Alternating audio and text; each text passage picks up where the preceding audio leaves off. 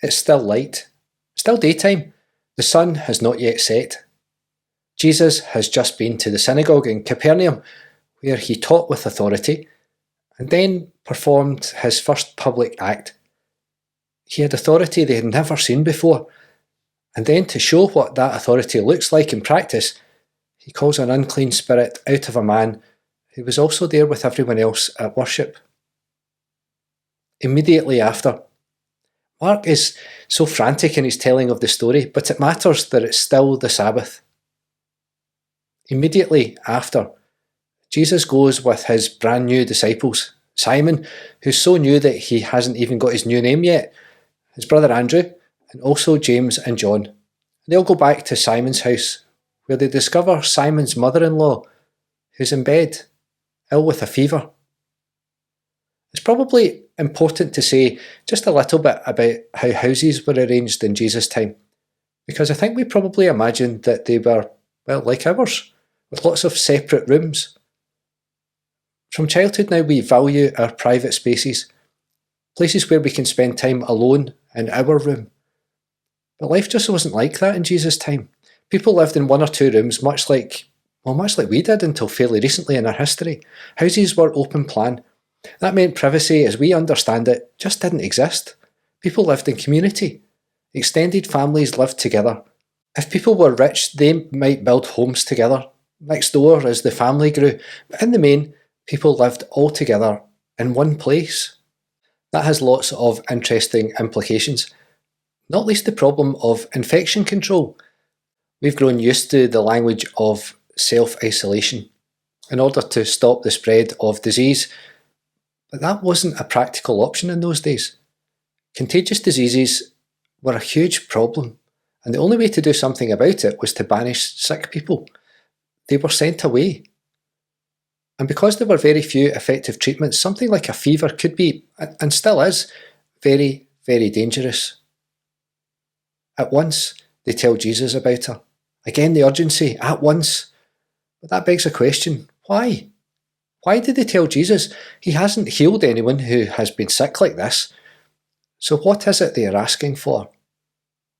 Again, we need to think about what these people believed, and to some extent still believe about the causes of sickness. The cause of sickness was sin. People get sick because they'd done something wrong. The worse you had sinned, the greater the sickness. And if Jesus could rid someone of something like an unclean spirit, then he would be able to cure Simon's mother-in-law, because both in their limited understanding were about removing sin. That's an idea that Jesus will challenge. For him, sin is the stuff that we do that damages our relationship with God, and therefore limits our lives. I love the description of how Jesus helps Simon's mother-in-law. He came and took her by the hand and lifted her up. Then the fever left her, and she began to serve them. It's so simple, so stripped back, and yet, like everything else Mark writes, it's so full of meaning. Jesus takes her by the hand and lifts her up. And in so many ways, that's exactly what Mark's Gospel is all about. He lifts her up out of the thing that's limiting her life. He renews her. Jesus recreates her. And people see it happen. There's always a sense that everything Jesus does is very public. Jesus is always on show, always in the public eye, always scrutinised by those watching. But this moment reminds us that in every encounter, there's a personal Jesus there just for us. It's one of the great paradoxes of our faith. We recognise that our faith is found in community, in communion with God and with each other.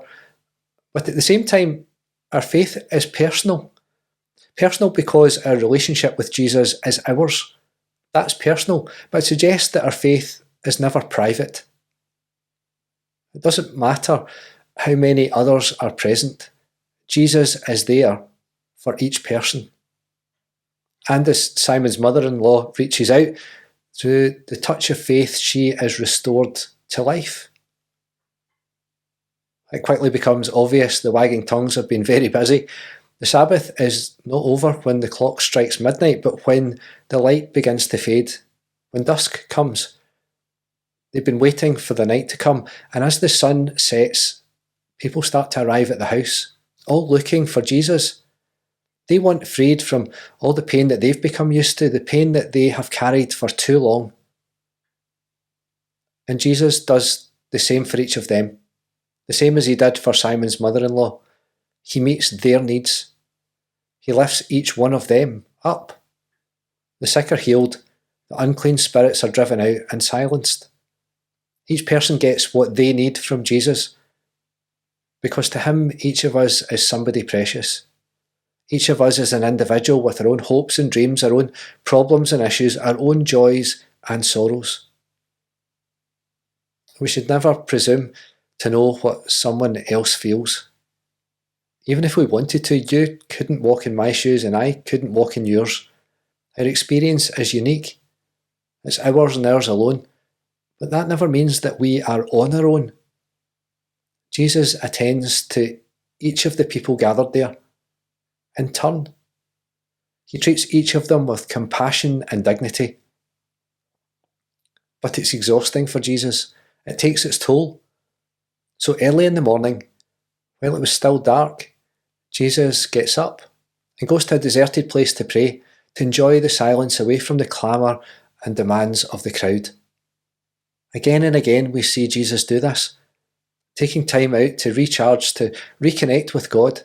It's so important for him. I wonder if it is for us. All this takes place on the Sabbath and the day after, the day of rest followed by the first new day, the day where Jesus will rise from the dead, and the ultimate act of recreation. Sabbath is a hugely important idea. It's not just a day off, it's not even just a day where we worship God. Sabbath is holy. It's the day of rest and recovery. Sabbath is the day of recreation. It used to be that everything stopped on the Sabbath. No work that wasn't absolutely essential was done. That was taken to extremes, and that's an argument Jesus will have again and again. Keep the Sabbath holy, though, is one of the commandments. It's higher up the list than do not kill. I wonder how we managed to lose the sense of the importance of Sabbath. Other things have crept in. I'm not at all for chaining up the swings or not letting anyone do anything at all on Sundays, but I do wonder if in our rush for convenience and our ever-increasing workloads, we've become conned into seeing the Sabbath as a luxury rather than something that's completely fundamental to our well-being. Walter Brueggemann suggests that we should think of Sabbath as an act of resistance. Doing nothing, producing nothing, buying nothing is so countercultural that we find it hard to even imagine what that looks like anymore.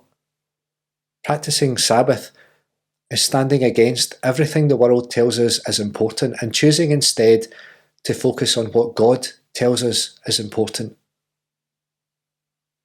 When you're training to run, rest is included in any good training plan. It's arguably the most important part, because without it you can't improve. Without rest you can't function properly. We all know the difference a good night's sleep makes. But the disciples come searching for him. Everyone is looking for you.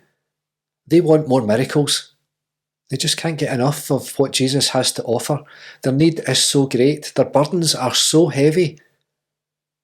Stored by prayer and communion with God, Jesus is refreshed. He's ready for what's next. Isaiah writes, "Those who wait for the Lord shall renew their strength. They shall mount up with wings like eagles. They shall run and not be weary. They shall walk and not be faint." Jesus is ready. "Let's go to the neighbouring towns," he says, "so that I may proclaim the message there also. For that's what I came to do." And he went throughout Galilee, proclaiming the message in their synagogues and casting out demons. I wonder if all that we do is rooted in our connection with God. If we take time to pray and to rest in God before we begin any task.